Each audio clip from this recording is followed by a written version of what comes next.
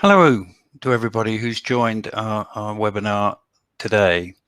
My name is Colin Dennis. I'm Chairman of the Safety and Reliability Society Webinar Committee, and I'd very much like to welcome you to our webinar today.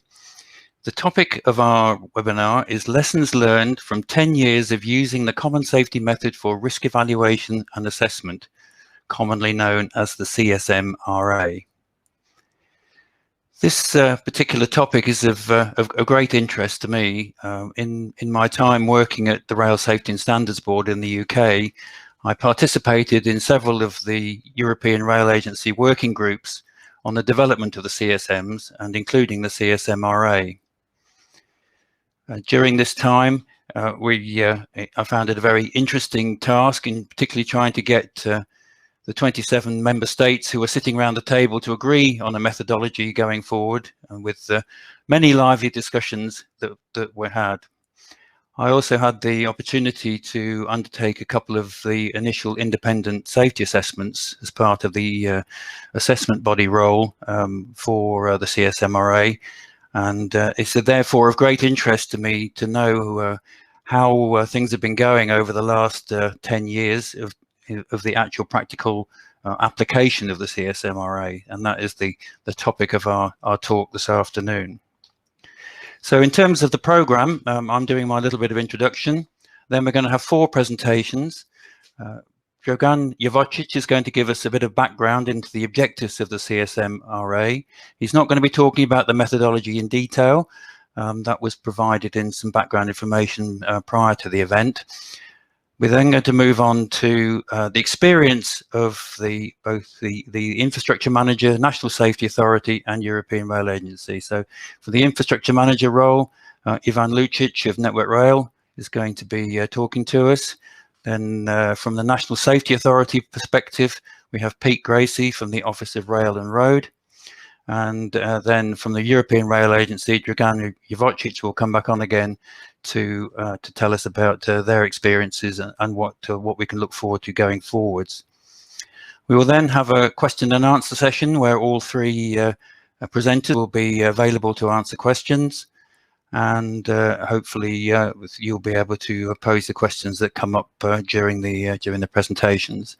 Towards the end of the session, I'll talk to you about how to access the webinar and the recordings. We normally have access to the webinar as a Safety and Reliability Society members only activity, but I think with the number of people who have subscribed to our webinar today, that some may be disappointed that they won't be able to get on to the webinar. So we will make the slides and the recording available to everybody who's registered shortly after the event later on today. Finally, there will be a feedback session with the electronic feedback form right at the end, and please note that the webinar is being recorded. So just to improve your webinar experience a bit, I'd just like to point out a couple of key controls with the Click Meeting software. First of all, if you want to move the audio-visual pod away from the presentation area, you should just click the dock-undock button in the bottom right-hand corner of the AV pod. To move the chat over to the right-hand side, if you just hover over this grey rectangle on the presentation area and click on the right or left-hand arrow keys, you can alter the size of the chat area. Most importantly is the way in which you ask questions. And if you want to ask a question, please click on the Ask Question icon first, type your question, and that will come up as a question to ask the presenters at the end of the presentation sessions. For anything else, please click the right message icon. So I'd like that's the brief introduction to that. I would now like us to move on to the first of the presentations, the introductory presentation to be given by Dragan Jovocic. And if I could ask Dragan to switch on his microphone, and then I'll do some introduction. So Dragan Jovocic is the Safety and Operations Unit Project Officer at the European Rail Agency.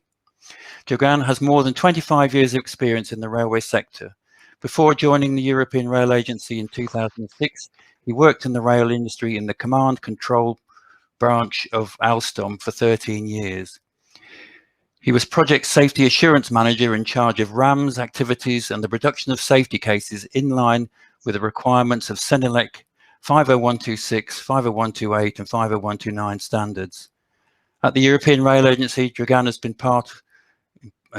taken part in the writing of the CSMRA and the revised regulation 352/2009. Dragan, I'd like to hand over to you to give your presentation.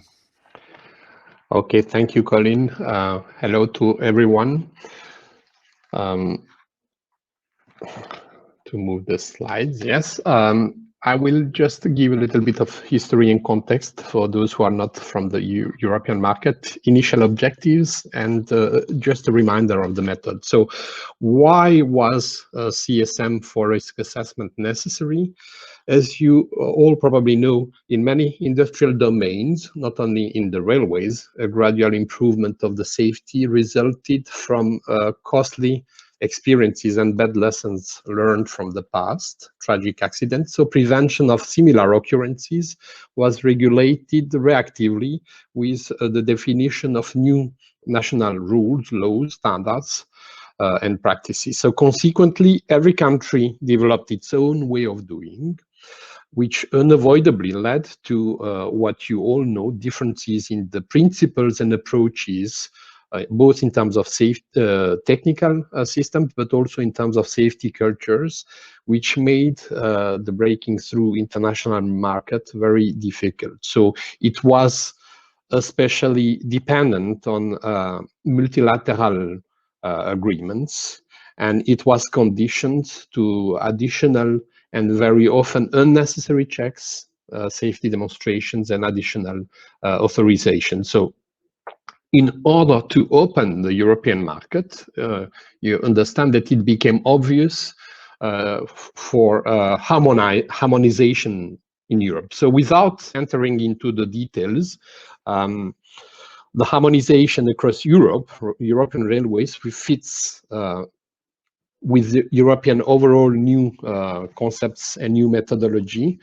It is based on two pillars: technical harmonization through technical specifications for interoperability, and safety harmonization through common approaches to safety management. So in Europe, it is regulated through directives, and the main objectives is to have, I come back to the previous slide, to use independent conformity assessment bodies who will verify the compliance with the applicable legislation. These conformity assessment bodies are independent second pair of eyes who are going to give a statement at the end on the compliance with technical and safety requirements. So as you know, the railway activities generate risks. So in order to ensure a safe operation and maintenance, the European legislation requires the railway undertakings, infrastructure managers, and entities in charge of maintenance to put in place a safety management system for identifying and controlling the risks related to their activities. So compared to the historical practices in railways, where well-established national rules, standards, and legislation had to be followed, this new European regulatory framework, which is based on the concept of risk and proactive risk management, gives full responsibility to the operators for the safe operation, traffic management, and maintenance. So this is really new for the stakeholders, and they have to put in place a safety management system to be acknowledged by entitled authorities to attest their capability to manage safely their business. So where does the CSM for risk assessment fit in this big picture? In fact, with another method on monitoring, the CSM for risk assessment and monitoring, there are two pillars within this proactive safety management system, Plan, Do, Check, Act, where the CSM for risk assessment analyzes proactively what can go wrong with an intended modification of to be made to the railway system. And then the CSM for monitoring is the second pillar, which will verify the effectiveness of the predictive risk control measures defined by the proactive risk assessment. So if you want to compare to something which is used in other disciplines, the relation between these two CSMs in automatic regulation system is the following. The risk assessment is intended to keep the system under control. So what we want to achieve to keep the risks under control. And then the CSM for monitoring is the measurement instrument which helps supporting the stability of the system based on the effectiveness of the predictive measures and the actual behavior of the system.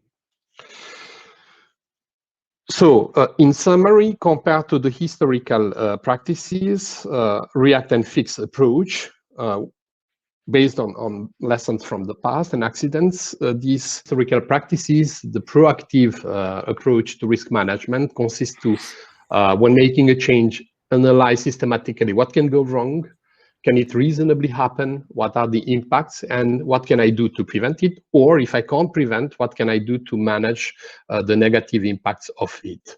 So I hope you still hear me. So when we developed the method, the main considerations was to make it with the stakeholders. We wanted to have a generic and harmonized and systematic approach to risk identification and safety assessment based on existing practices in the railways. We recognized that the culture of the railways was good, so freedom was left to companies continue using their instruments and tools, but we wanted to harmonize the principle, the process for the risk assessment, to allow legally the use of code of practice and similar reference system, because we know that at that time, the former Senelec versions only focused on explicit estimation, and to request transparency for documenting the outcomes of the risk assessment. So the CSM can be fulfilled in many different ways, not a unique way, and we do not include in the CSM how to fulfill the requirements of the CSM. Other considerations, because of the opening of the railway market and the new commerce, new players, importance to emphasize on the roles and responsibilities of everyone, need for cooperation for a joint identification and management of risks across interfaces between actors and subsystems, and where necessary to have a formal way to exchange safety relevant information. So equal treatment also and transparent decision making for all actors who comply with the CSM in order to achieve mutual recognition based on this independent second pair of eyes, and to leave flexibility to the user to decide when something is important and when systematic and formal approach is necessary, or when it's simpler, less formalism, which do not need the second pair of eyes for witnessing the application. Just 2 slides, so I come to the end concerning this introductory part. You have seen this flow chart. This is the process where we have the risk assessment process. Standard 1, system definition, identification of potential hazards, analysis of those hazards and control of the associated risks with 3 possible pillars without priority between them, evaluation and acceptance of the risks, then deriving the requirements, safety requirements which have to be implemented, and then demonstration of achievement, with the necessity to use a formal tool for registration recording the hazards, and for significant changes, the necessity to have an independent pair of eyes witnessing. So how should it be done? I said no constraint for that, possibility to use standards. Who shall apply the method? Relevant undertakings, infrastructure managers, and entities in charge of maintenance, manufacturers when they apply, when they put on the market interoperability constituents and subsystems, and if this is requested by contracts. The method has to be applied always, at least for deciding whether the change is significant. And the process in Annex 1 of the method is obligatory in that case. The one who decides it's not the national authority, but the proposer, unless there are national rules which define that. And important to emphasize is that the method requests that non-significant changes which are safety related, they also have to be properly addressed. So, as you know, when the change is significant, the method requires to have an independent evaluator. The purpose of this independent evaluator is to provide the necessary reasonable confidence to authorizing entities who must provide a decision and authorization based on results from the risk assessment. And this body will verify the correct application of the process in the CSM, but also the appropriateness of the results from the risk assessment in order to give an expert judgment on the confidence that the change is properly managed and that it can fulfill safely the initial expected objectives, and therefore to enable to gain trust in an effective risk management by the proposer to reach the mutual recognition on the results from the risk assessment. So these are the historical context, the considerations we want to reach, not constrained, but just harmonize the process, additional information to be looked for in guidance material and standards, and just a reminder of the concept. Just a parenthesis, the assessment body can be also an in-house assessment body compared to notified bodies who must always be independent, but it's another question. Thank you for this first part, Colin.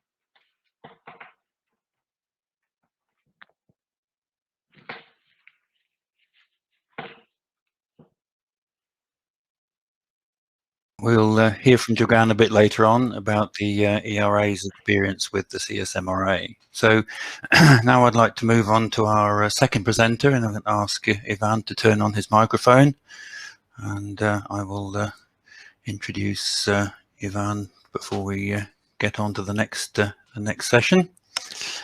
So Ivan is the Eastern Region Systems Engineer and Chair of the Safety Review Panel for Infrastructure Projects at Network Rail. Ivan is an experienced railway systems assurance and systems integration management professional working on delivery-focused system integration and assurance solutions for some of the most complex railway projects in the UK. His railways career includes numerous senior roles within the railway industry. Most recently in 2018, when he became Engineering Systems Director in Network Rail Infrastructure Projects, and later became the chair of the Eastern Region Safety Review Panel. Ivan, if I can hand over to you. Thank you, Colin. Just very briefly, it's a system review panel, not just safety review panel. And the reason I insist on that is because I actually think safety is an integral part of a bigger picture. We always need to be cognizant of other things as we work on it. So this is about applying the CSMRA in real life on railway projects. And the first thing is disclaimer, these are my own personal view, not necessarily the official views of Network Rail. I do believe and also fact that most of my colleagues agree with me, but Network Rail, as you can appreciate, is quite a big company, and actually getting an approval for an official Network Rail view was too challenging to actually go through for this presentation.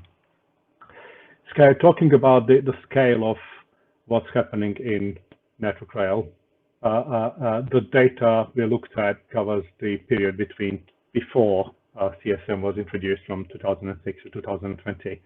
But we looked at all of these projects and how we managed them, and basically concluded that some of them we actually did apply a very similar methodology to CSM. So the numbers are Network Rail wide. It probably doesn't include every single project, so quite a lot of heavy maintenance projects are not necessarily managed in the same way, so we couldn't get the data on it. And there were a few projects in the data set where the status wasn't really clear, so we discounted these from the overall and below numbers. So the total number of projects we looked at for this purpose was more than 3,152.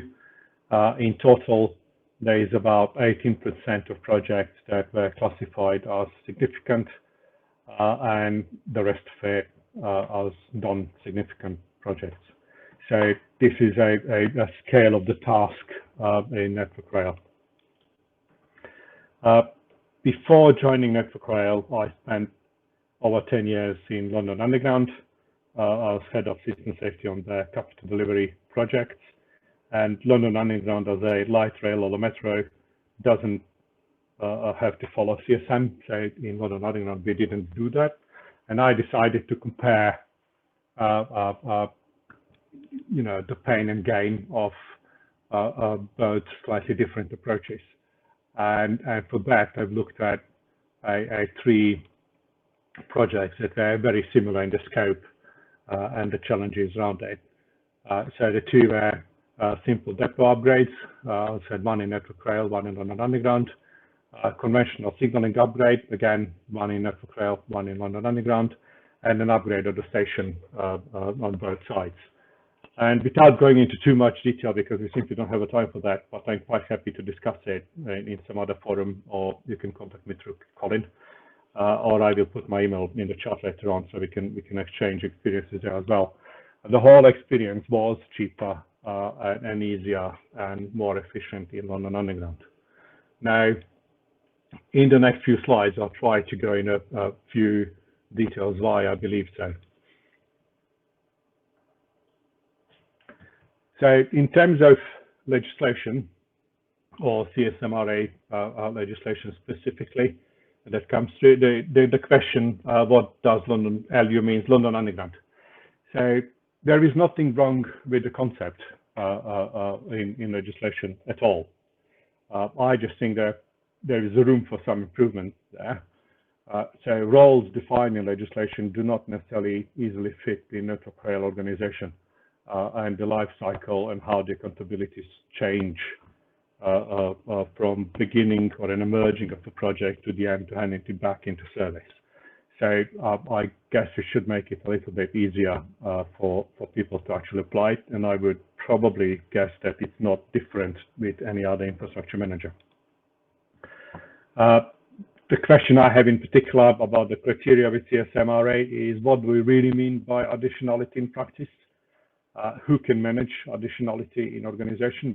Whenever we come to that question, it's actually quite a challenging question to answer, because it's almost impossible to answer that question from within a project. You really need to look at the bigger picture across the whole line, across the whole route that the project is part of. And then in that case, who is actually best suited to do that, and how is that done? I have came across numerous times across discussions about if you're a signaling project and we produce a 5126 compliant safety case, is this still compliant with the safety justification as in CSMRA, or we need to produce both, or we just do safety justification, etc. So again, I think there is some room to clarify that in legislation and make it crystal clear what we actually mean and what is the difference between the two, and then each of these is applicable and valid.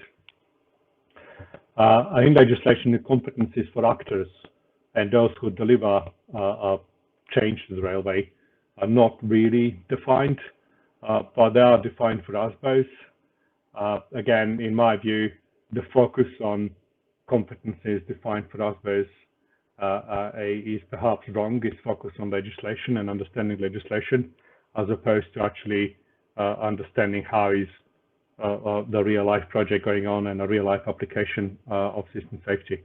And again, as opposed to site safety or CDM, as we call it in UK.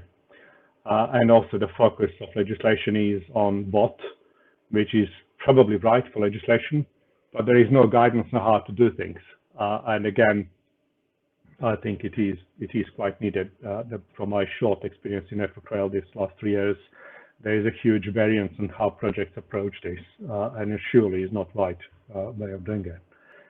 In terms of implementation, network rail, no, it's actually wrong. It's not network rail, it's implementation in UK, really. The focus again is on what needs to be done with no guidance on how to do it. The ASBOs often do tick box audits, not assessments. And very often these are overly bureaucratic without actually looking at and trying to understand the real issues and focus on a pragmatic solution. That really doesn't help anyone. Most importantly, it's actually not mandated by legislation to have an external ASBO. So why we cannot do that internally? It works perfectly well in London Underground. We do have some great ASBOs and some great people working for ASBOs. I don't have any particular problem with that, but as a concept, I would suggest that people who are actually involved with work probably know much more about the project than somebody coming completely external that is not really necessarily involved in the practical application of technology or everything else we are doing to the railway. System safety and CDM or site safety don't really mix well and should not be mixed. And I've seen a question about that for later on. But if I cannot come back to this slide, whoever asked the question, can you please try to memorize this little Venn diagram on the right? Far too often I've seen hazard records where everything is dumped in one place and it becomes an unmanageable beast that is really difficult to then close and get through any review and manage through a successful closure. What about the projects that are not significant but shall be authorized? Again, there are projects that require interoperability authorization, but they're not significant. Do we really have to have ASBO for these as well, and safety justification reports and all of that bureaucratic stuff that comes with that and increases the cost without necessarily adding value to the final outcome of it? Now, I would pose the question, and for those who are outside of UK, I'll explain what the Yellow Book is. Some 15 years ago, maybe more, British Rail, Railtrack at the time, came up and concluded that there is a need to have an industry-wide guidance on good practice for engineering safety management or system safety management. And the whole industry got together and came up with something that was known as the Yellow Book. Quite a few people were trained on that. Quite a few people actually started applying it. And then when the CSM came, the Railway Standards and Safety Board declared that the Yellow Book is not compatible with new legislation and stopped maintaining it. It can still be downloaded from internet, but it's not necessarily maintained by RSSB or anybody. It was plain English, so everybody could understand it. It was not written for people that are experts in this area, and I think it's right because we simply do not have enough experts to rely only on them. All of the engineers should be capable of doing proper system safety. It provided simple and very clear guidance on what, how, when, where, who, and why needs to be done, with some examples as well of what good looks like. It was also supported by quite extensive training and certification as well. So when I joined Railtrack some 4 years ago, all of us actually had to go to a 2 days long Yellow Book training course and get a certificate to be able to do our work later on. And the scope did include maintenance as well as projects, as well as big changes to it. So in my mind, there was absolutely nothing wrong with that. And the reason I bring it up will be clear on the next slide. So in terms of conclusions and recommendations for ERA, I would suggest think about simplifying roles defined in the legislation. So it's easier to fit in the generic railway IM organization, because as I said, it is actually quite difficult to do that sometimes. Consult those who deliver what are points that need further clarification, and then provide that clarification or point to where the clarification is. You know, CSMRA versus Senelec, additionality, some support on how to do it, etc. For us in UK, simplify and take bureaucracy out of it, please. Again, everybody who knows me, I hope will agree that I am very safety conscious and I don't give up on safety at all. But bureaucracy actually doesn't support it. It's got completely the opposite effect. And please take the bureaucracy out of it. In my mind, as I said, there's nothing wrong with the Yellow Book. There is nothing there that contradicts CSMRA. So either bring it back as industry good practice guidance, or let us organize and get together to come up with something new, or a new version of Yellow Book, whatever we want to call it, so that we can all have a consistent approach on how we do that, and save money and effort long term and achieve safer solution, in my mind. For everybody, please make it plain English. One of the most beautiful things about the Yellow Book was that it had its crystal mark of plain English. I'm still spending lots of my time explaining what should be very simple things to very intelligent chartered engineers. So fault surely is not on them. Fault is on our side. We need to make it understandable to everybody. And again, please consult those who actually do it on the ground, because as I said, I've just seen quite often too much bureaucracy involved in the whole process. In Network Rail, we did quite a lot of work to bring the consistency across all of our projects, and we're still working on it. We had developed quite a lot of processes and training and guidance and templates and instructions, and it can all be found on the System Integration Hub. I see from the list of participants that Kevin is on the list. So Kevin, could you please paste in the chat a link to the external hub so people can use it? I'm more than happy for anyone to use the hub. The only thing I would ask from you guys is please give us a feedback on what you've seen so far on the hub, and if you applied, on how did it go. There is also, in my mind, really good training on basic application of CSM on the hub as well. Again, free for everyone to use. So this is the end of my presentation, Colin. I think I've gone through it pretty fast, but yeah.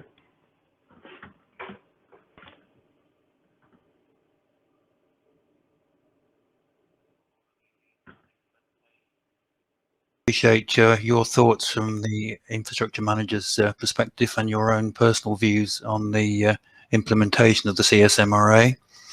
I would now like to introduce our third speaker for today, which is Pete Gracie.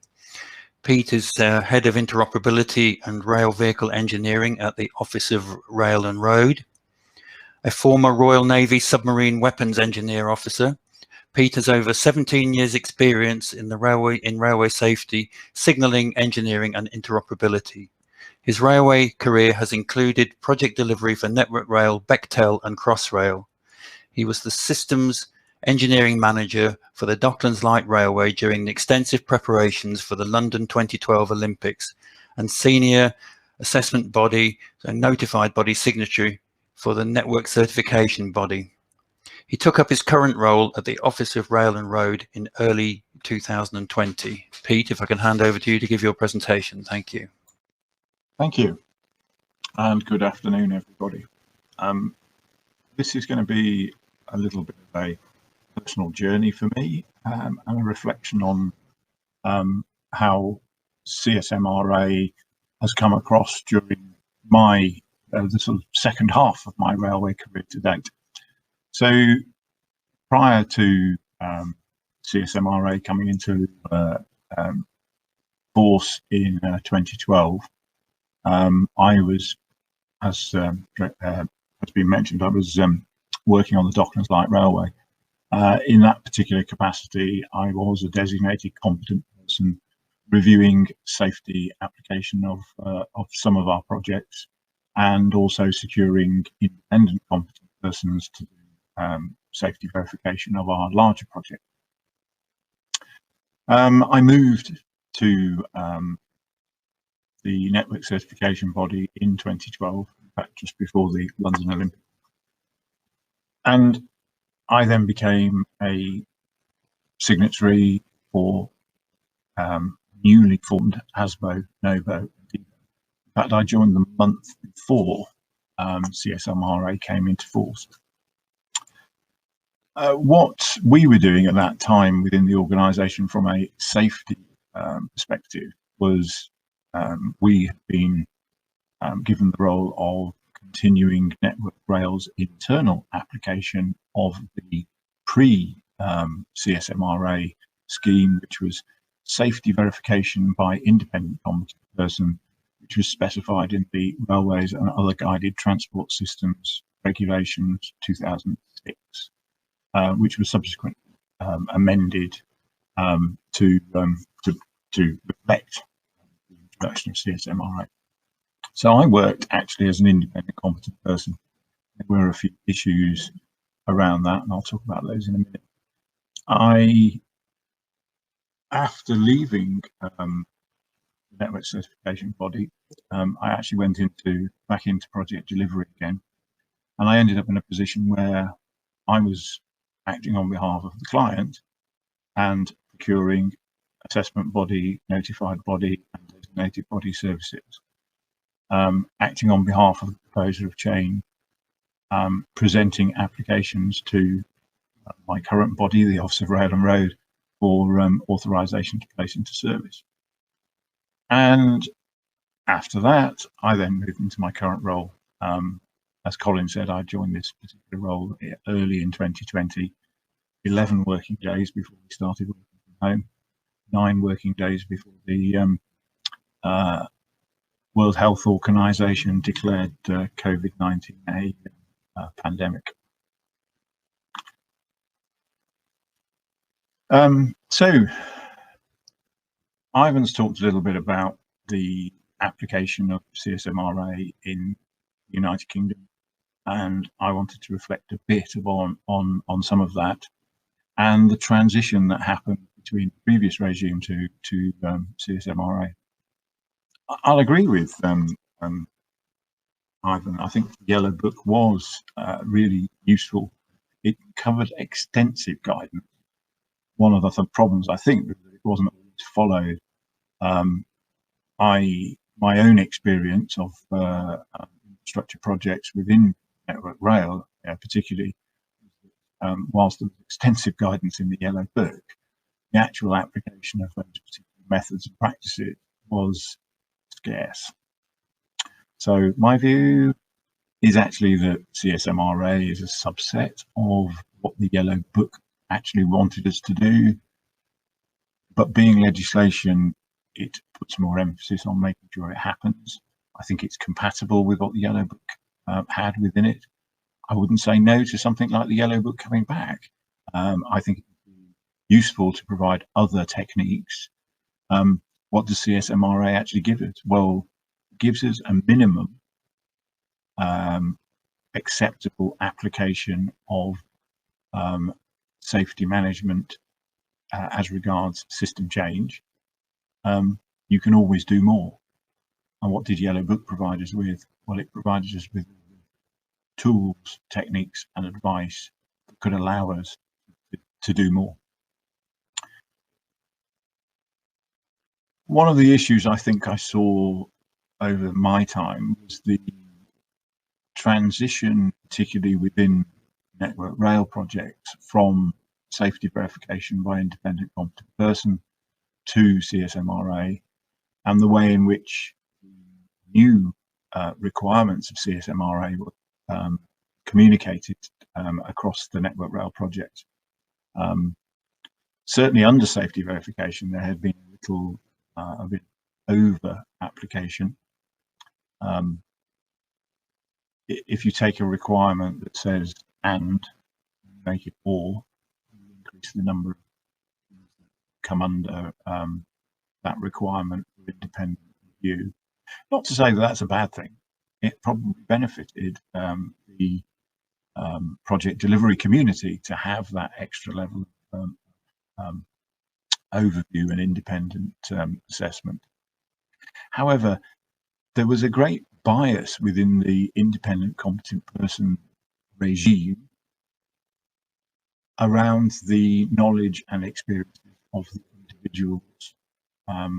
individuals who created the system that Network Rail applied, and the individuals who applied that system. And you tended to get a lot of very much the output of safety verification would be the flavour of the individual background of the individual who did the assessment. I think the CSMRA process, using an assessment body rather than one person, actually puts us in a better position, provided it's applied correctly. I'm concerned about the comment Ivan made about tick box audit. It's not what it's supposed to be. It's supposed to be about assessing the application of a process, making sure that an appropriate process is followed appropriately, not looking at the detail of design per se. Transition to CSMRA, there was I think I saw during this particular period a reluctance to transition across, and there are a number of projects that I suppose wanted to keep grandfather rights and continue to completion under safety verification, not transition to CSMRA. Now, if you're at the tail end of a project that's been running for a number of years and you haven't been following CSMRA because it's recently been introduced, then maybe it's sensible to say, well, we'll finish it off under the regime we were under. But if you're in a long ongoing project, there comes a point when you say, this is silly, we need to find a way of transitioning from one system to the other. Whilst I was working on the on-network works for the Crossrail program, so the bits of Crossrail that are outside of the central tunnel sections, the modification of the national network to accept the Crossrail trains coming out of the central London tunnels. When I was working on that, we were in a position where we'd been working under this regime, we needed to transition, and we found a way to do it. The problem is you're not starting from the right point because you didn't apply CSMRA from the beginning. You haven't had the benefits of earlier application of safety methods. And I certainly think that was an issue in the previous application. Whilst the yellow book again had plenty of stuff in it, the application of safety, system safety discipline tended to be late in the project's life. So there were missed opportunities. So you get to a position where you're not in the right starting point. You need to adhere to the spirit and head in the right direction. So a few further reflections.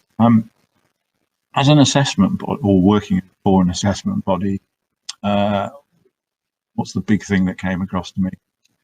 Education, education, education, to somebody else's phrase.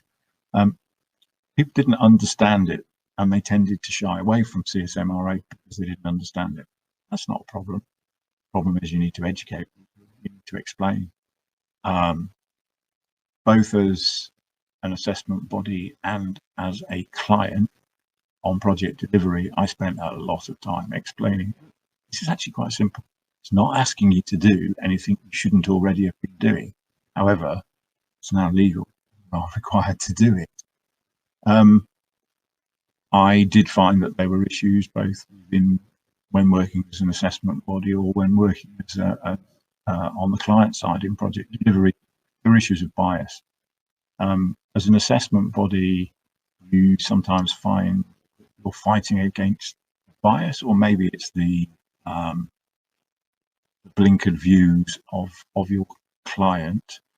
Think a bit bigger picture. And as the client, sometimes I hit the problem of the bias of the assessor.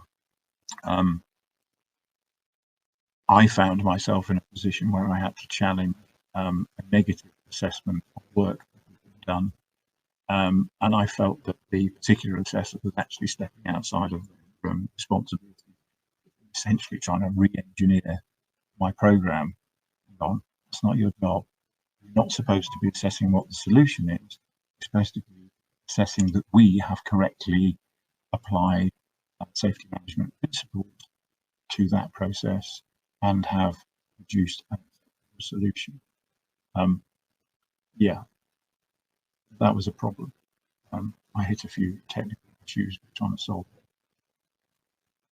So working for an NSA, what's my views from where I am now? Well, again, I think education is an issue. If you don't explain things to people, you're not going to understand. They're not going to understand. You need to have a level of competence throughout the organisation to ensure that people know what it is they're doing and are applying things appropriately. It seems simple and straightforward, but the evidence shows that it's true. And communication absolutely necessary. The assessment bodies, in fact all of the performance assessment bodies, the delivery organisation, the proposer of change, all need to talk to each other and need to come and talk to the NSA. I've just seen a comment in the chat. Yes, I know it allows you to disagree with the assessor. However, I'd rather persuade the assessor that I'm right. So, just move. I've lost my mouse. Right, thank you. Okay, there we go. So, CSMRA, my view, I think it's really good. It is, however, you have to remember, a minimum level of safety application. I think you can do better if you really try. It's great that we've moved from react and fix to predict and prevent. I would contest that actually we moved to predict and prevent prior to the introduction of CSMRA in the UK. However, as I said before, the application was patchy. The CSMRA process supports authorization, and although I take Ivan's point about there are some projects where significance would tend to indicate you don't need to do independent assessment, but you might also find that if you're doing something that requires authorization under interoperability, you do need sometimes the assessment body input in terms of backing up your specific case decisions, providing support for your claim of safe integration. One of the great things I see is the blind application of codes of practice. I think it's great that we have a methodology that allows us to use codes of practice, standards and the like, and to compare to reference systems, but you've got to understand what it is you are trying to apply and why you are applying it. Just because you've applied a code of practice does not mean you have removed the risk. It means you've probably reduced it if you've understood it and applied it properly. You may not have reduced the risk completely. You may need to look deeper. What's your residual risk? Is there still something you can do? What is still reasonable? Management of the assessment. One thing that I've seen on projects, both before I arrived at ORR and since, is sometimes you hit a problem where the correct decisions have been made. One might contest the correct decisions have been made, but maybe you can't see the early documentation of those decisions within the project documentation. So at what point was the issue raised and resolved? Surely it needs to be documented as you go along. But utilize the competence of your own team. Great competence within our project delivery organisations. Make sure you're using it. But also, if you're delivering something, I have to remember that my responsibility is beyond infrastructure to rail vehicle rolling stock. If you're delivering something for somebody else, make sure you involve the end user in the process of assessing the risks, the safety and the acceptability of the design. Sometimes that can be difficult, particularly if you're designing rolling stock and you do not know the operator. You don't want to end up in a situation where you've done a really good assessment of your new rolling stock. You've forgotten about what might happen whilst it's parked in the state. Climbing and surfing risk, I'm thinking of there. And as you go through your assessment, you should, I mean, we've already said it, you should challenge the assessment body. Are they doing their job properly? Are they within their limit? And if you're having an issue, make sure you resolve it. My boss isn't going to like it if you come to me with unresolved issues and are trying to get something approved to place into service under interoperability. Well, we'd like to see a nice safety assessment report that concludes that you have dealt with all the issues. I know you won't have dealt with everything completely. You should have a plan for those that are still closed out, how they're going to be doing. I do like the fact that better application of CSMRA is starting to involve safety and safety arguments earlier in investment decision processes. I don't think it's all the way there yet. It's a bit like through life costing. I'm not sure that that's quite built into our national infrastructure decisions, but at least we're moving in the right direction. And I think that'll do. Thank you.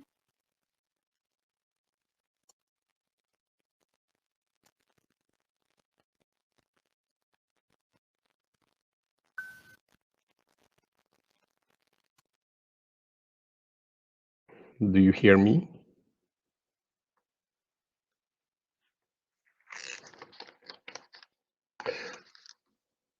So I understand through the chat that the sound is there. Okay, thank you. So the second part I have to present is related to the return of experience, REX, of the agency with the CSM for risk assessment, experience, lessons learned, and next steps. So the regulation requires the agency to make a survey. So this is what the agency has done, looking through the eyes of the national safety authorities, entities in charge of maintenance and assessment bodies. In 2018, we did a survey and there was a reply rate of 33%, and the report is available on the agency webpage if you want to hear more. So what I'm presenting to you, it's an average picture across the EU. It does not represent, of course, the picture of every individual company or country. So don't have allergic reactions to some of the information I will present. So the method is in force since 2009. So we could expect that in 10 years to have some experience, valuable experience with the method. But in practice, the railway sector is reluctant to use the risk assessment and independent assessment by an assessment body. So I just check. Okay, it was not a message for me. I'm still heard.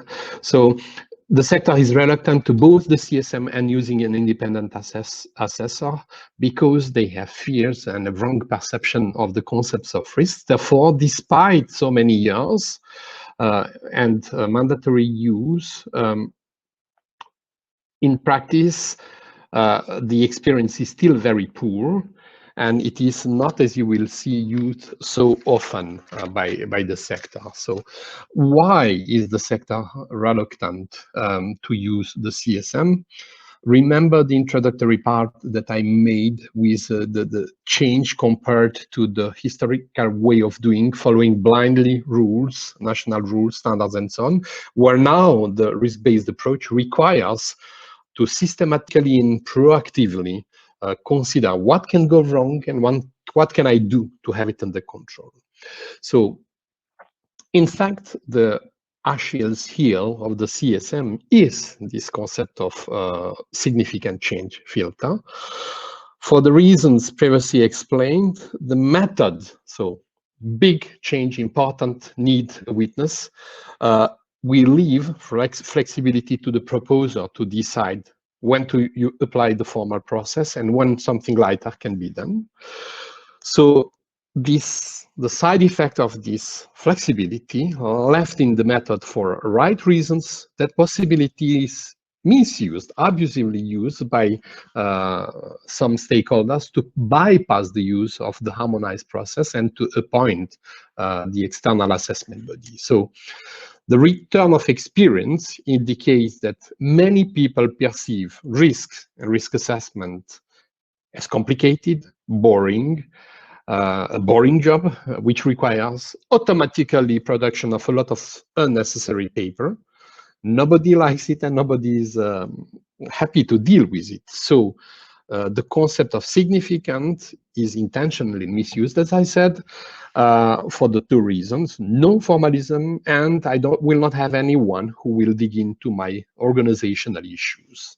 So this behavior is not understandable, knowing that, and that's why I found it important to emphasize this concept of safety management plan, do, check, act, overarching regulation, which requires rail undertakings, infrastructure managers, and entities in charge of maintenance to control all risks arising from a change, regardless whether the change is significant or not.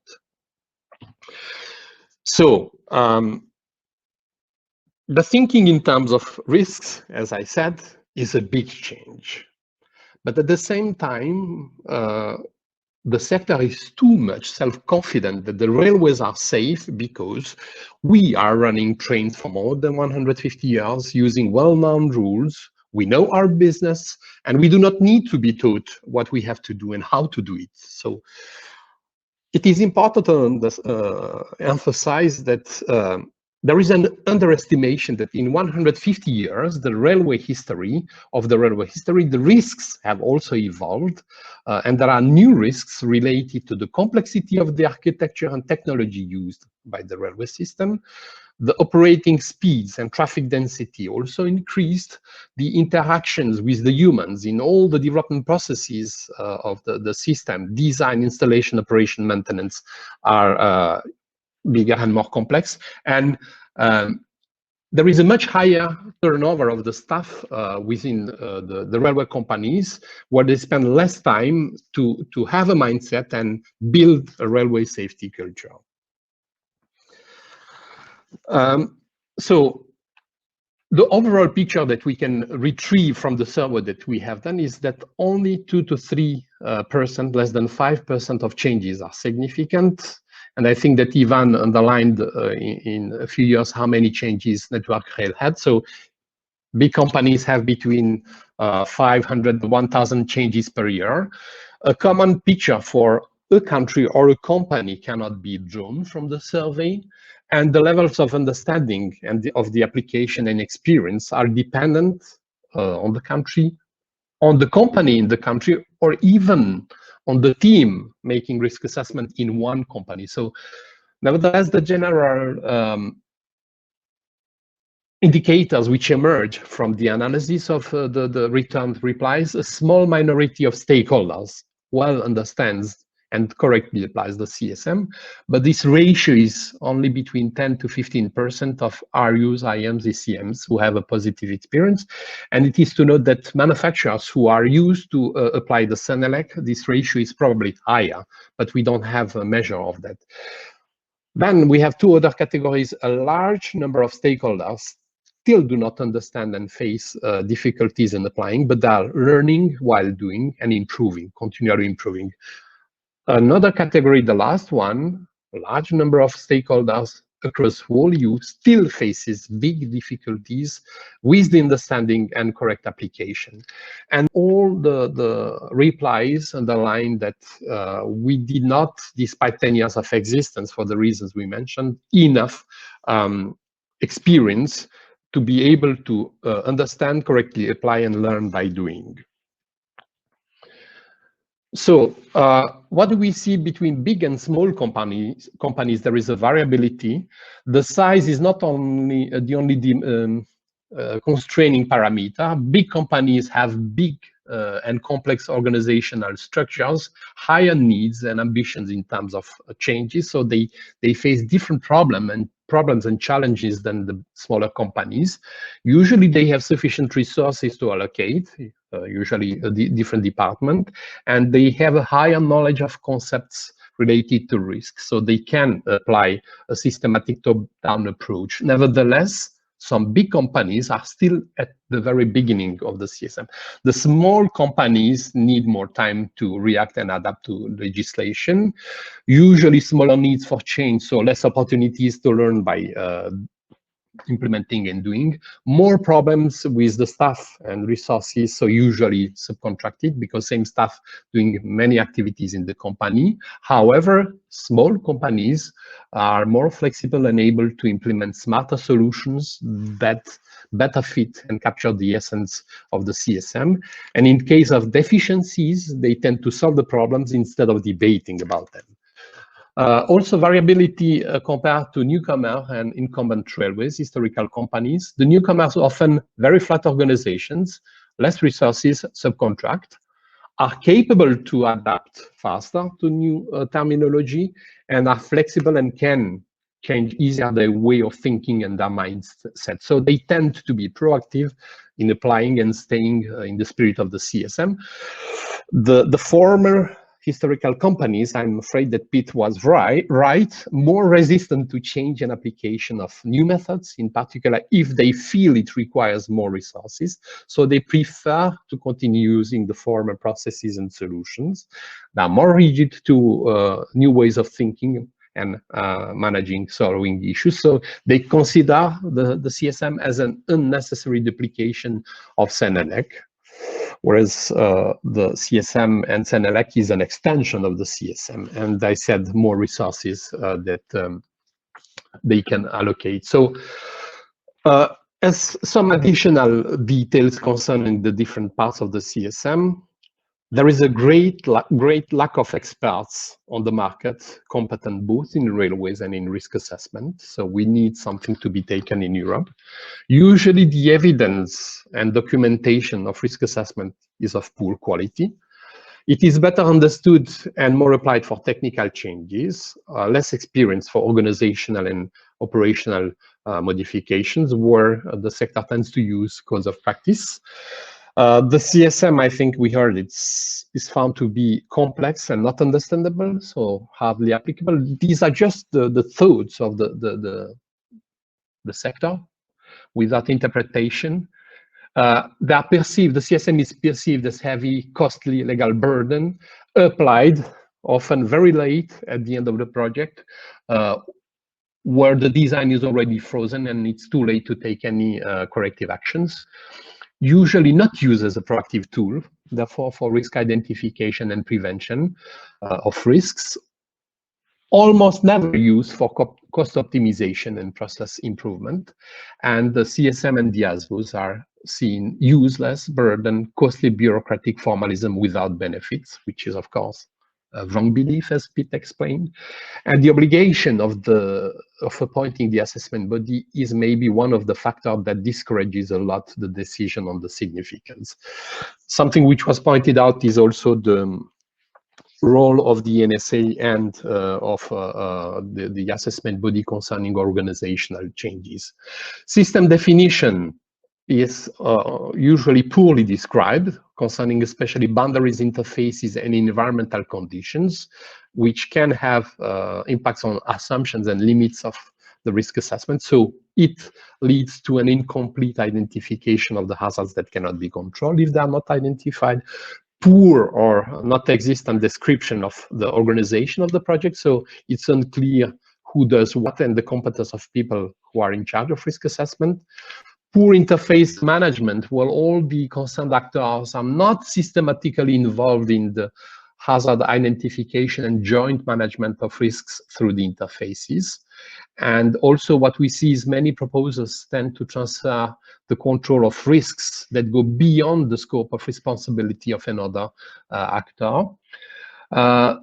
Omission to inform another actor who is capable to take an action if the risk is under its area of control.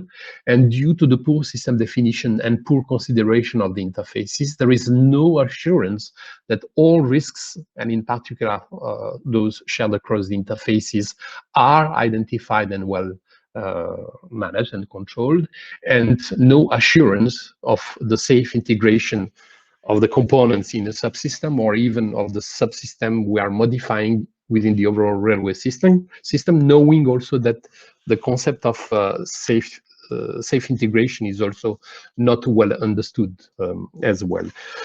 Concerning the significant change, we have said many proposers estimate complex and difficult the assessment of the significance with the criteria of Article 4, and this is likely because of their intention to demonstrate that the change is non-significant.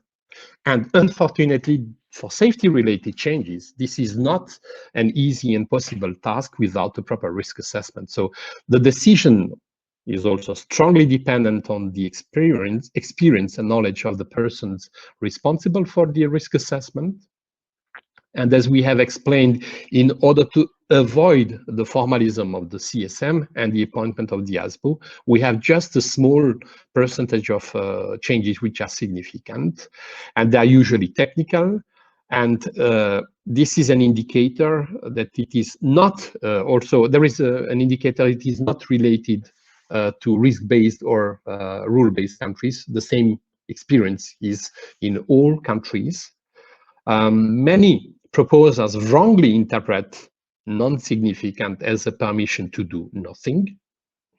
And the justifications that the safety-related change is non-significant are poor when they exist. And when they exist, they are not, they do not give always confidence of a proper identification of the hazards and risks arising from non-significant changes.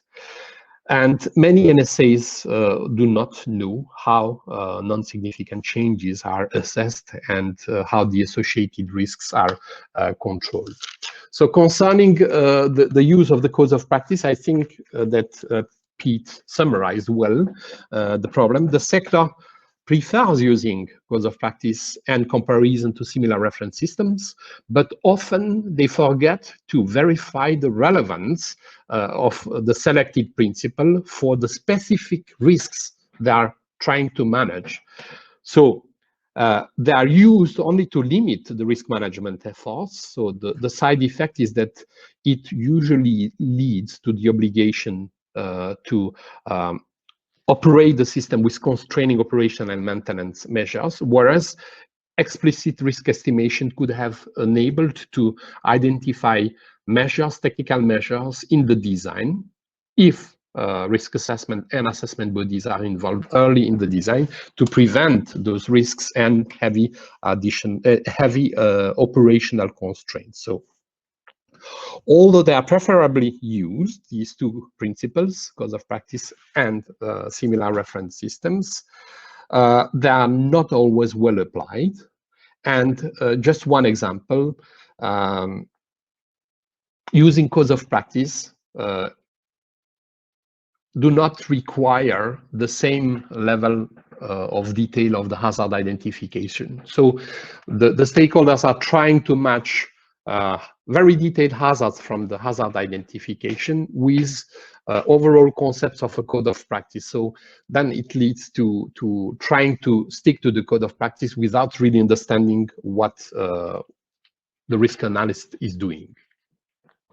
So what can be concluded from the survey that the agency has done is, based on the positive feedback of the first slice of the actors, the method is effective in achieving the objective of market access and mutual recognition when properly applied.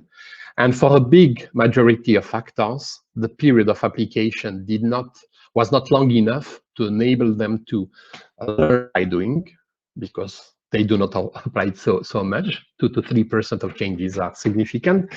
And the main problem is a lack, in fact, of understanding of the risk-based concepts and finding out what can go wrong, what is a risk related to a change. Usually what is also observed is that the stakeholders do not notice that they already have in their safety management systems measures in place to control the risk. So they identify redundant measures. So for the moment, the survey shows that we have not collected objective justifications for motivating, requiring an urgent revision of the method. So the agency did not recommend to the Commission to revise the CSM. What we recommend is, just to see whether I skipped the slide now, in collaboration with national authorities to put in place an appropriate dissemination program, as Pete was saying, teaching, educating, and training activities to increase the sector awareness on risk management concepts, which implies, remember, the link between risk assessment and monitoring. The effectiveness of one of the methods is dependent on the correct implementation of the other, and to leave the sector enough time to learn and improve by doing, so that we can then, in a couple of years, in a few years, make another survey with the NSAs, ECMs, certification bodies and assessment body, involving this time also the sector, to see indeed what is their effective, or their experience with the method. I try to change the slide. So I had the problem of, yes, okay, I did not skip slide.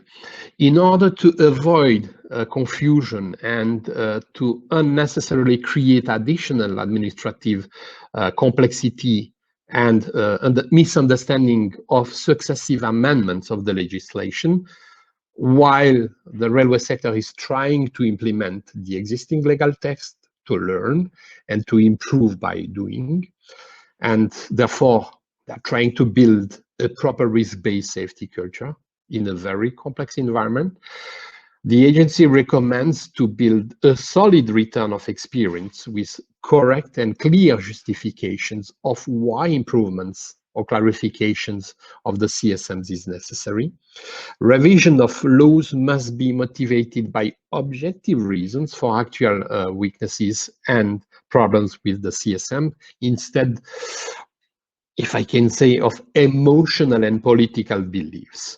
That will also permit to better target the needs for any additional dissemination and training activities. So the agency recommends also to take strategic reflections and decisions and initiatives with the Commission and the Member States concerning the education and training to compensate the current lack of experts in risk assessment on the market, to anticipate also the growing loss of railway expertise with a continually increasing number of employees of the railway companies reaching the age of retirement, and in the scope of implementation of the fourth railway package, to monitor how the NSAs supervise the use of risk assessment and monitoring in the SMS, to get the assurance that indeed the sector captures, assesses, properly controls and monitors the risks of both non-significant and significant changes, and to coordinate, to maybe make my colleague Ivan happy,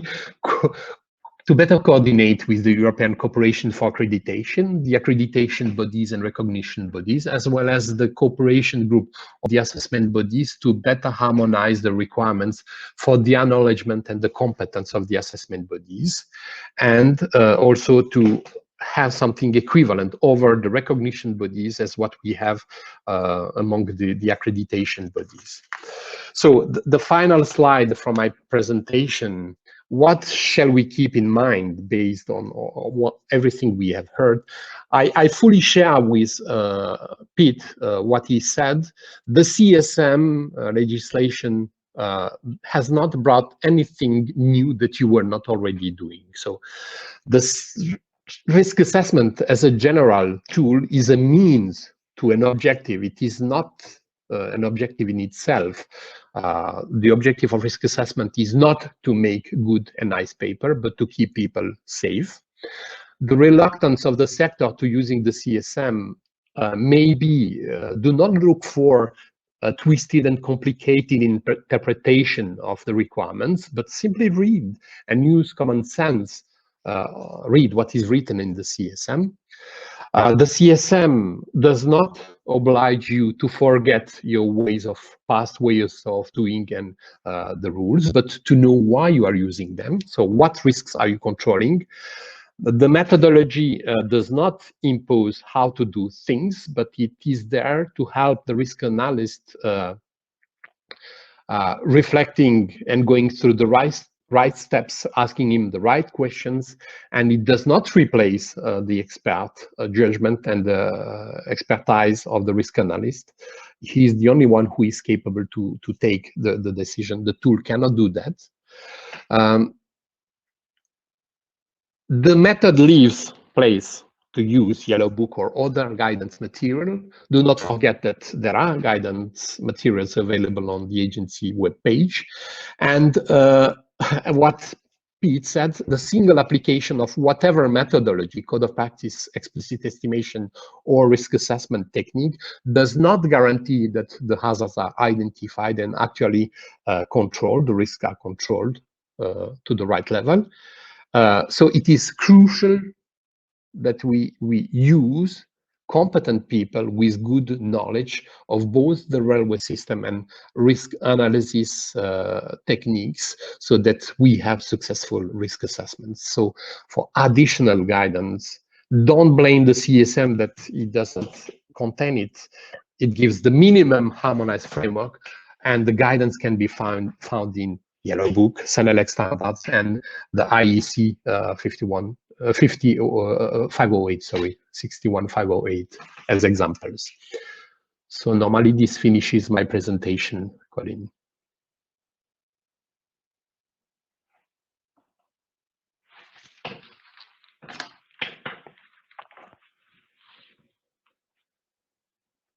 The start of your previous presentation, for some reason the microphone didn't connect properly, so hopefully we're back on and you can all hear me now. So thank you very much indeed to all three of our presenters. We now get to the question and answer session. If I can ask all three to turn on their videos and microphones, and we can start tackling the very big list of questions that that have been arising. And I thank you all very much for putting your questions. So presenters, please, can you come back online with your videos and audio, and then we can crack on with the questions. Ivan, Dragan, are you still there? Hopefully.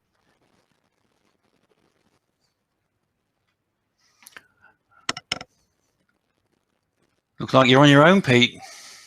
Oh no. I have to answer all the questions on my own. Looks like it.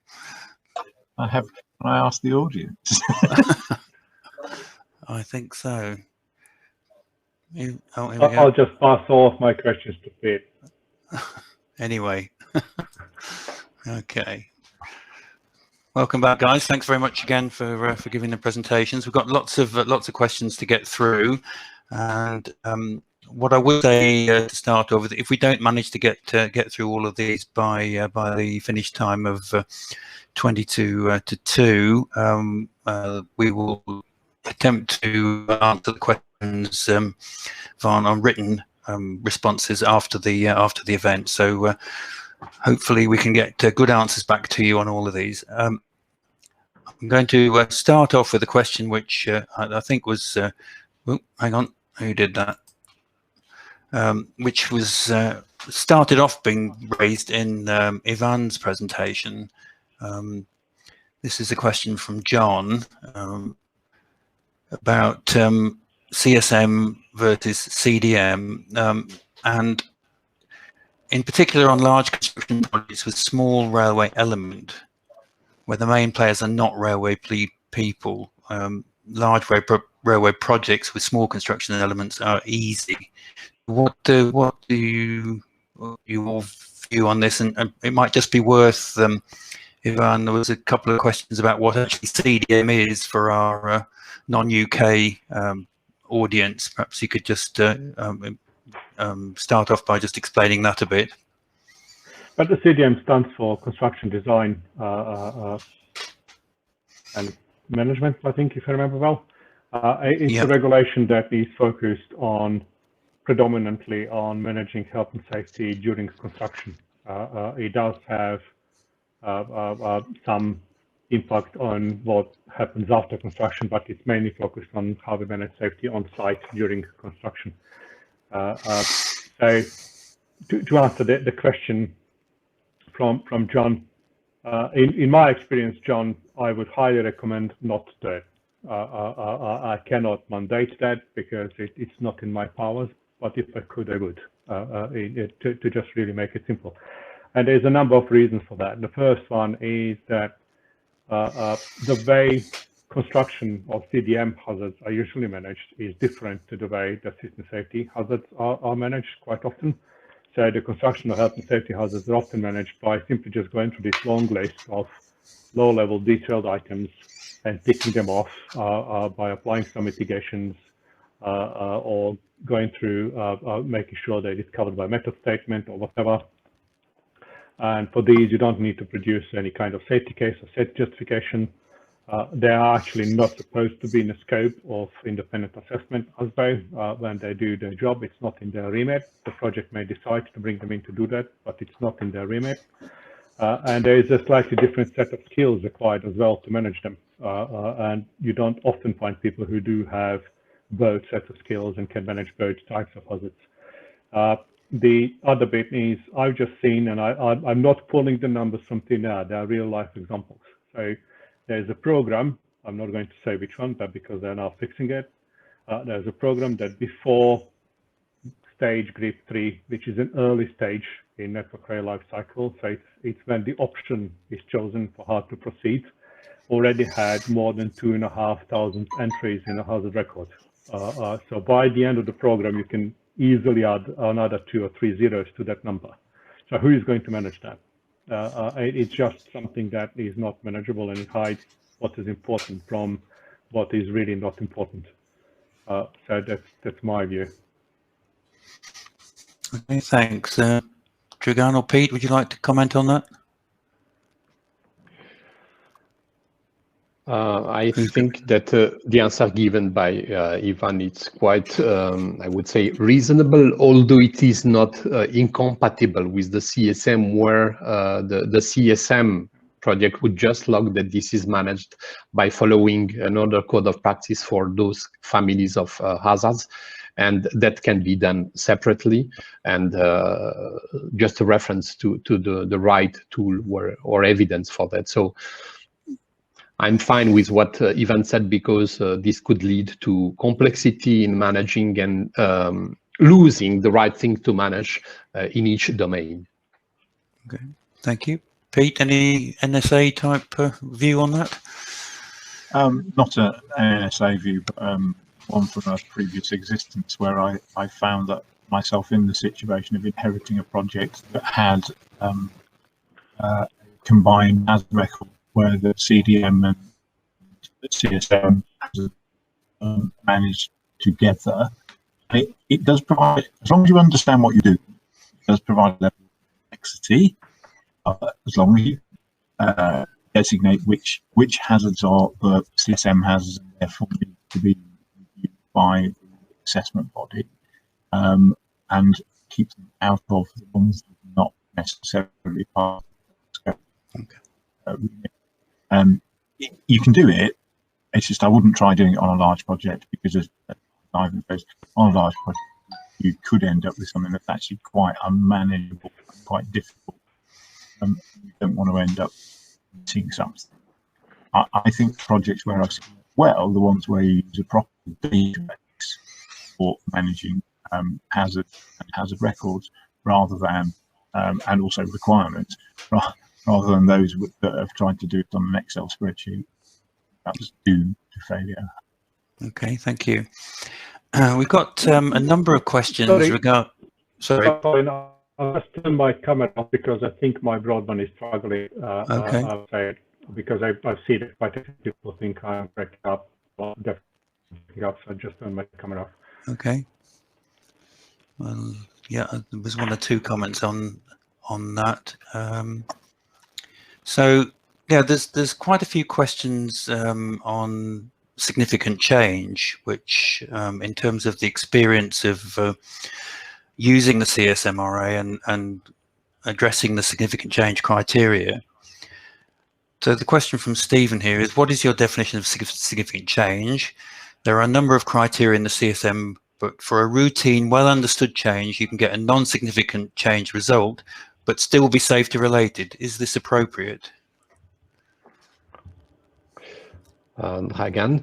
Yes, as far as you do a risk assessment for identifying what can go wrong, and that you put in place risk control measures, and that you document what you do, it's not incompatible.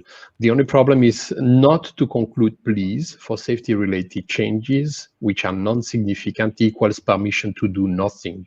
And I think that Ivan in his presentation explained the figures. They make much more changes with risk assessment than 2 to 3% that I mentioned. So they manage also non-significant changes with the risk assessment, but they don't appoint an assessment body.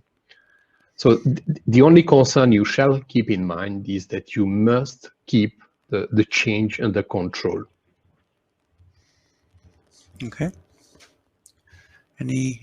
Pete, any thoughts on that, or Ivan? Yeah, undoubtedly there is possibility at the way that the regulation specifies how you determine significance of the change. It's possible to have something that's safety related that does not trigger significance. And as Dragan says, you don't want to end up with the I'm not significant means I don't do anything. And that goes back to my comment about education and understanding what this actually means. You've still got to follow the process. Well, you've still got to follow a process. What you don't need to do is bring in an independent body to assess as an assessment body, and nothing wrong with that. But if you're putting something into use, you want to make sure that you are managing safety properly. Okay, thank you. Ivan, any thoughts? So indeed, under the framework, we are still rolling out in network failure system mitigation for delivery. The bit that talks about system safety, we clearly identify the scale of the effort required for significant and non-significant projects as well. So it really is just about the scale of the effort, not that you simply, if you're not significant, you do nothing. That's not at all the case. It's just for example, the engineering safety management plan for non-significant projects could be part of some other plan, just as a section. You don't require a separate engineering safety management plan. The expectation is that the hazard record will be predominantly closed through compliance with existing standards and good practice, as opposed to having to do any explicit risk assessment, etc., etc. So the whole thing should require less effort, but it definitely requires some work done.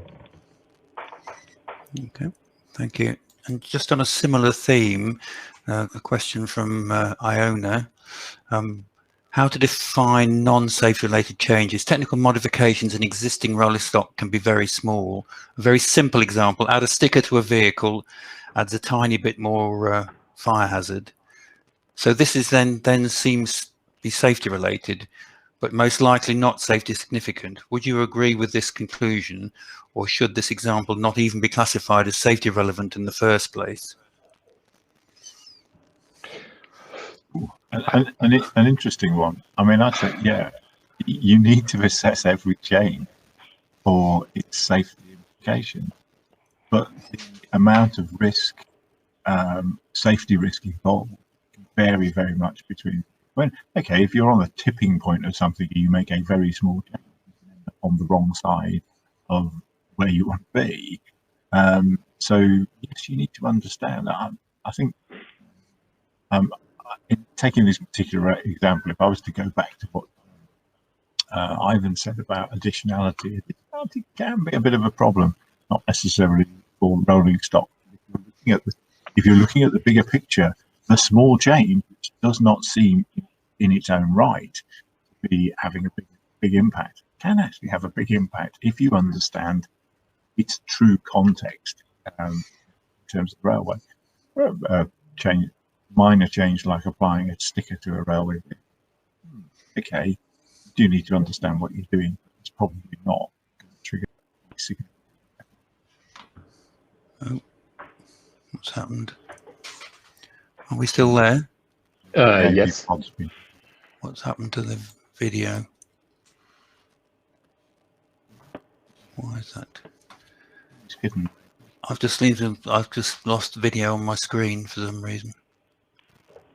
Okay, it could be me. Sorry, I tried to actually just. Have you just minimized it or something? So I just closed it on my computer. I was not aware it's actually going to do it for everybody. That's better. This is strange. Sorry about that. Okay, no worries. Let's go back to the video then. Okay, so the the next question I was going to cover was one from Dominic. Where the term authorize is used, is this with respect to interoperability? Whilst they're both system safety processes, they're separate and should be kept so. This is what is confusing a lot of our project teams and making application and conformity a lot more difficult than it needs to be.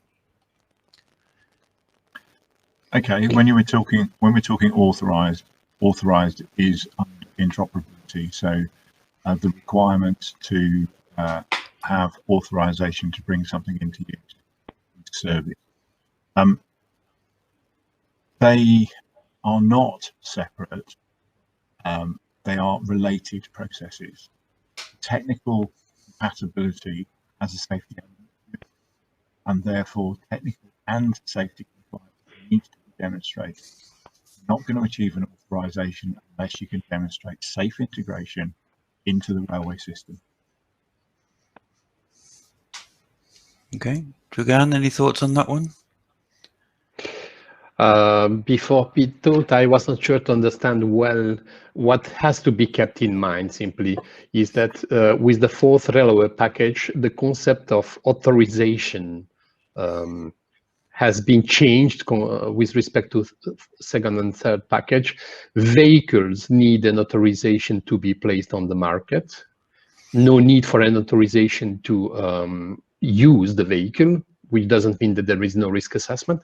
And for fixed installations, there is no authorization for placing on the market individual subsystems and components, but there is a need to authorize the line with those components by the NSA. And what Pete says, it's correct, is that to give for the infrastructure, the example, the authorization, the NSA will base its decision based on reports coming from the applicant and from the notified body, possibly designated body and assessment body to give his authorization. So if it was related to that, I think this needs to be clarified indeed, the difference of authorization, and we don't speak yet here, Pete, about the authorization for the DSMS, which is the equivalent of the certificate for the railway undertaking. So there is also such an authorization from the NSA. I'll just comment that we have. Pete, sorry, before you just can I just, we seem to be getting a few questions about the sound quality. Can you just we'll all turn our videos off and see if that improves the bandwidth?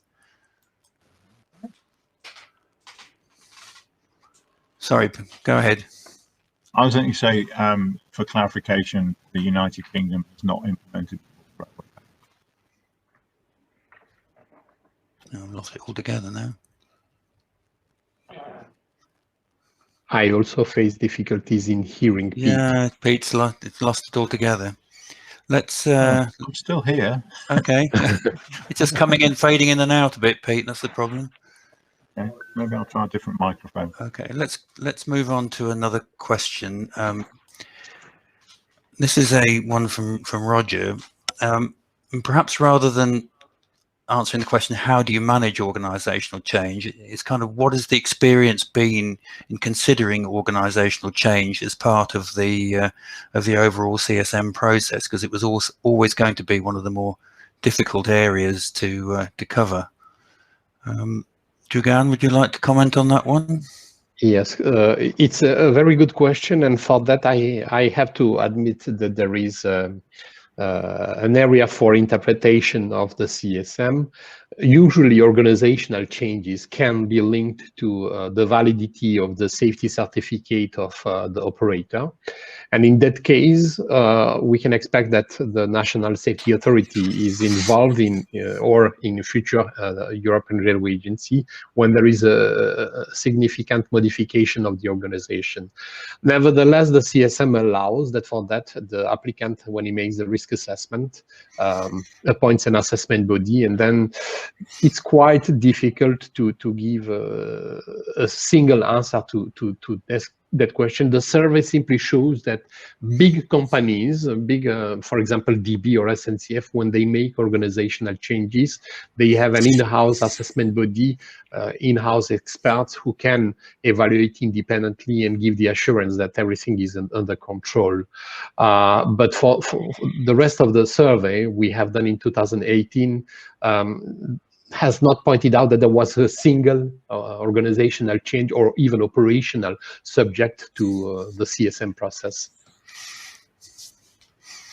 Okay, thank you. Ivan, any thoughts on that one?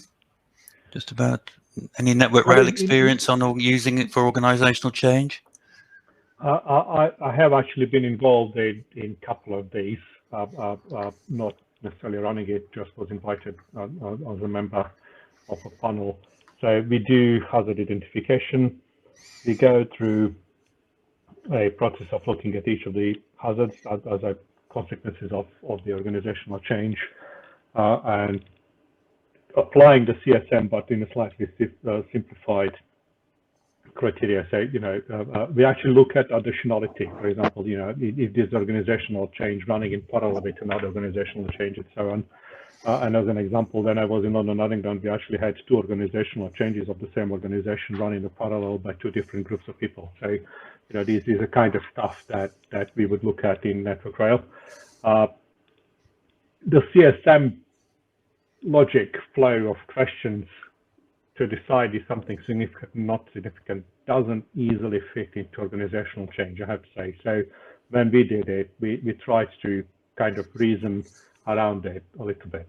But yes, we have followed that. We have the hazard record in place, and then it gets reviewed by a panel eventually for safe authorization of the organizational change.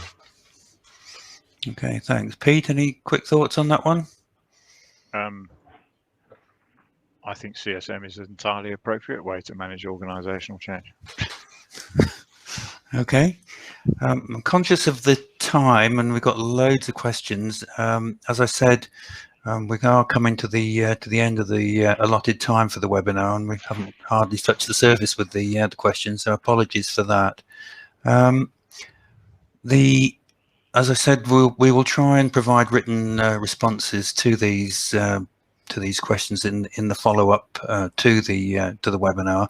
But I'll just perhaps finalise with this question from as the final question for each of the speakers to comment on. Is there any evidence that CSMRA has made the railways safer?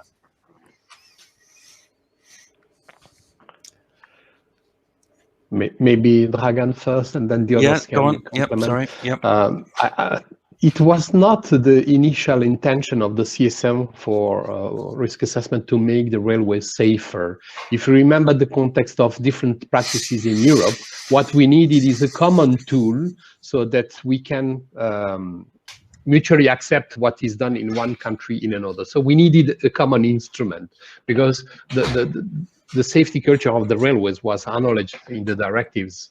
So has it improved? If it was badly managed before, we can expect that it should be now better with the mandatory involvement of the assessment body. So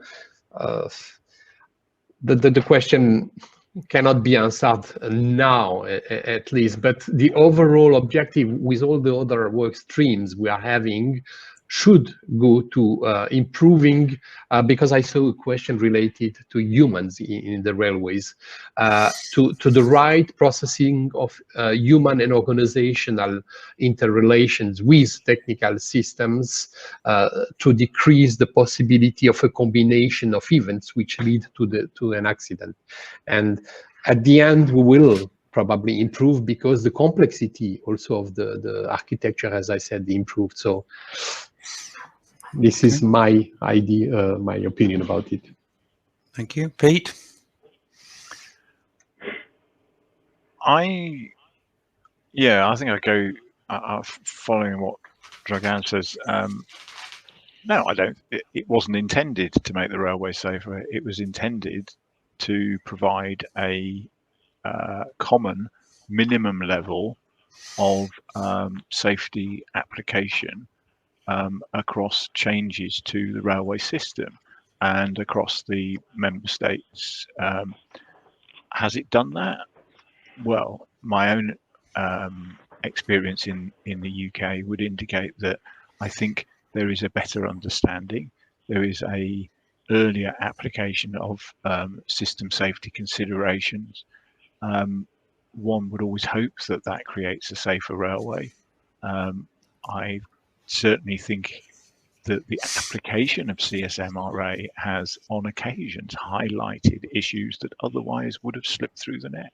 So yes, I think it's made things better. I don't think it's necessarily that we've got evidence that it's made the railway safer. Okay, thank you. Final thoughts, Ivan, from an infrastructure manager's point of view? Well, I would just agree with my colleagues that I don't think that was intention to make railways safer. And in UK, people may think I'm a biased. I'm really not. But we already did quite a lot of this stuff before. We just didn't call it CSM. Sure. In my mind, and I'm sure the same happened in other countries, in other places. I actually know for a fact it did. In my mind, as I said, there is some room for improvement, and it's really about clarification. So, you know, if people who are not experts in system safety or systems engineering, but are experienced chartered engineers, are struggling to understand how to apply it and are tripping over what should be relatively simple concepts, then clearly there is something we should all think about doing to make it clearer for them and to help them do it. Because in my mind, I don't believe we will ever have sufficient number of system safety experts to cover every single project we ever do in UK and railways with a system safety engineer. We must make sure that we enable people who are good in solid engineers to understand what needs to be done and do the work. Okay, thank you very much indeed.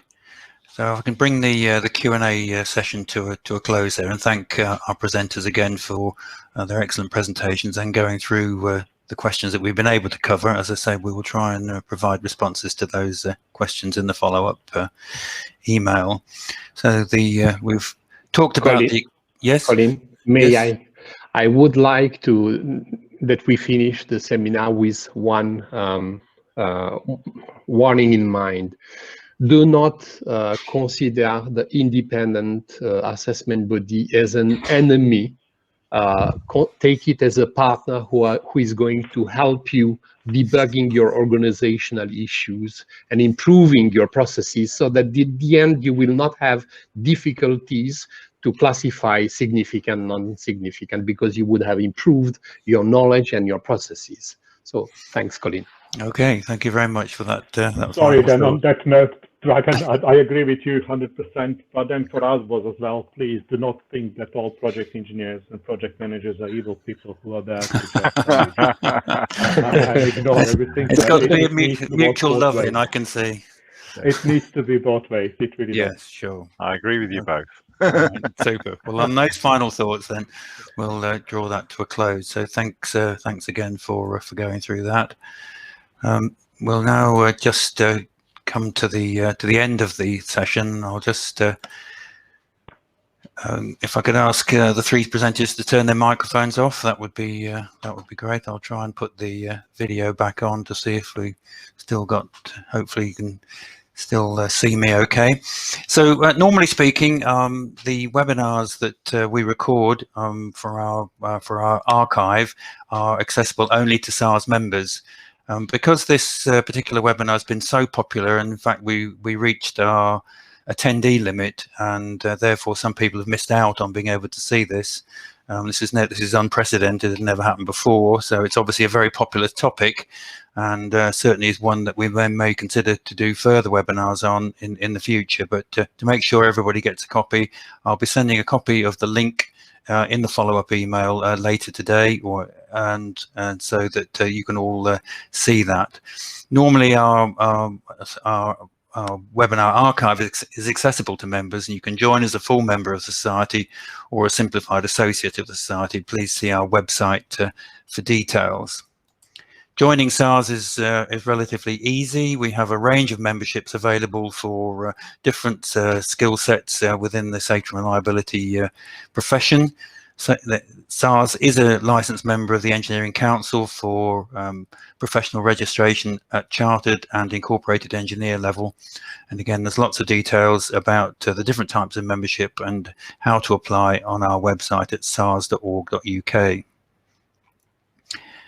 Finally, I'm now going to initiate a feedback form. Please can I ask you to fill it in before you exit the webinar. This information is really useful to us. I know we had a couple of technical issues during the webinar, but hopefully it didn't spoil your enjoyment of the event and getting useful information from it. The feedback form will only take a couple of minutes to fill in. If you requested a CPD certificate at the registration, that will be sent to you in due course. And I'd just like to take the opportunity to thank our three speakers, Dragan, Ivan and Pete, again for their commitment and efforts that they've gone into this this excellent presentation. Thank you all for staying on. We had 500 people attending, which is amazing. And as I say, it's clearly a very popular topic. And from me, I'd just like to say thank you again. And in these difficult times with the pandemic still going on, please all stay safe and hang on for the feedback form.